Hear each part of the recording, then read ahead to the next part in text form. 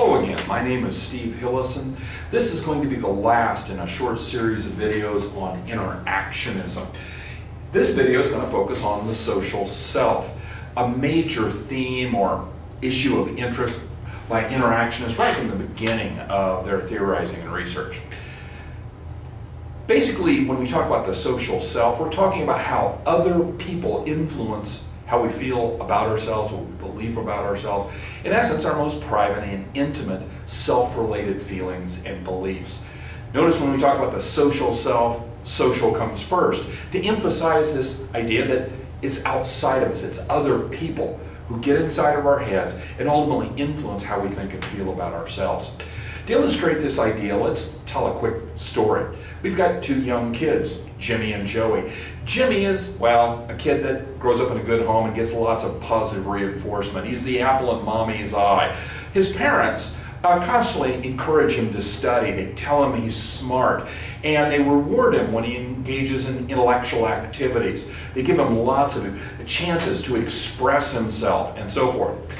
When he goes to school, he starts doing well. His teacher starts giving him A's and gold stars, complimenting him in front of other people, giving him good grades. His classmates start treating him like he's smart, acting like he's smart. And maybe, who knows, maybe they pick on him. They call him brainiac. They bully him because, well, he's too smart. But even that signals to young Jimmy that he's an up-and-coming scholar. He's a smart kid. And maybe other kids cheat off him, or they ask him to study with them. Other kids ask him questions about homework and so forth.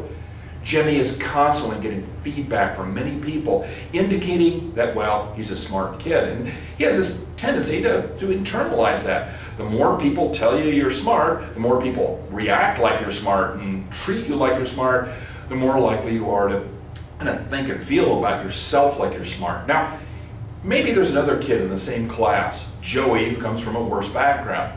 His parents aren't nearly so supportive. In fact, maybe Joey's parents are constantly picking on him, treating him like he's dumb, even taunting him and telling him he's dumb. And when he goes to school, for various reasons, he isn't as well prepared. He doesn't do as well on tests and homework assignments. He doesn't follow instructions as well. Now, maybe intuitively, maybe naturally, he's every bit as bright as Jimmy. But for a variety of reasons, he kind of gets off to a little bit of a slow start. But his teacher starts giving him bad marks, asking him simple questions if the teacher asks him any questions at all. Pretty soon, the classmates are taunting him, calling him names, treating him like he's dumb. They don't copy off of his test papers. They don't ask him questions about homework. They don't treat him like he knows what he's talking about. In fact, they treat him like just the opposite. They treat him like he's a dummy. So when he constantly gets those kinds of social signals, he internalizes those, and he's more likely to think that, well, he's not the brightest bulb around.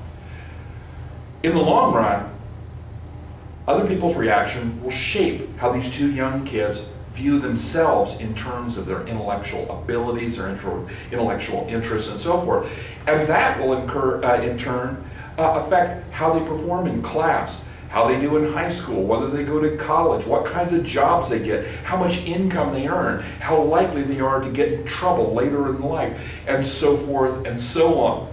Their lives will be shaped in the long run by how other people influence their sense of self.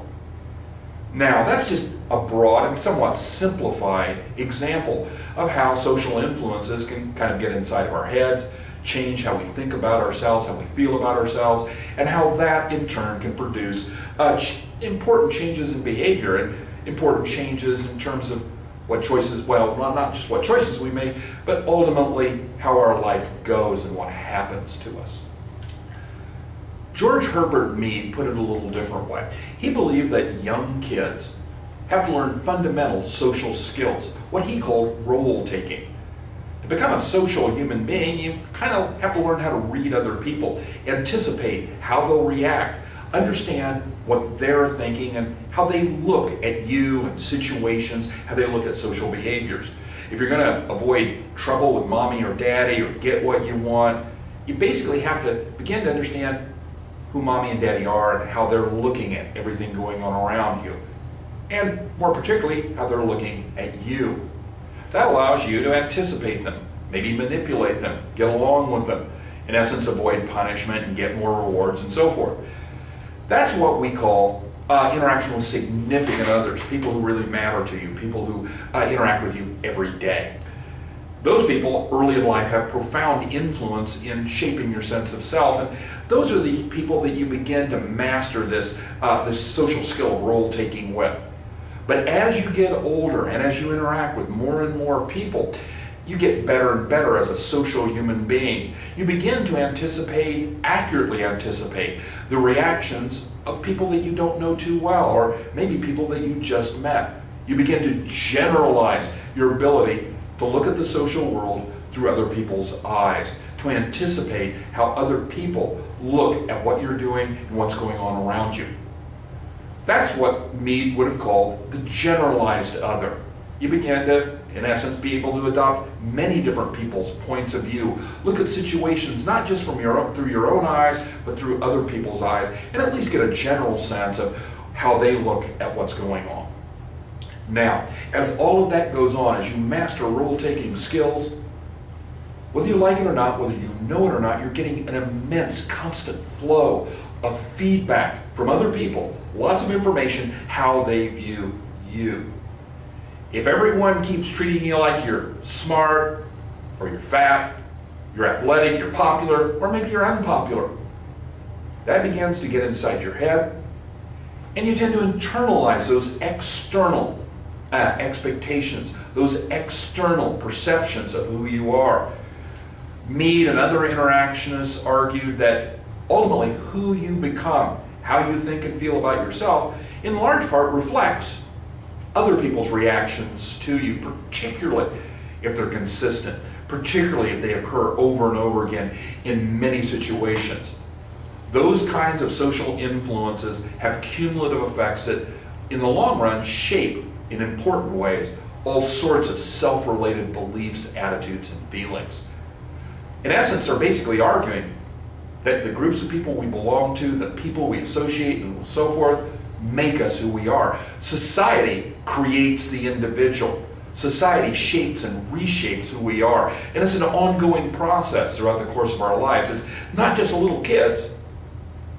It's young adults, old people. At every stage in our life, social influences continue to get inside of our heads and shape and reshape who we are.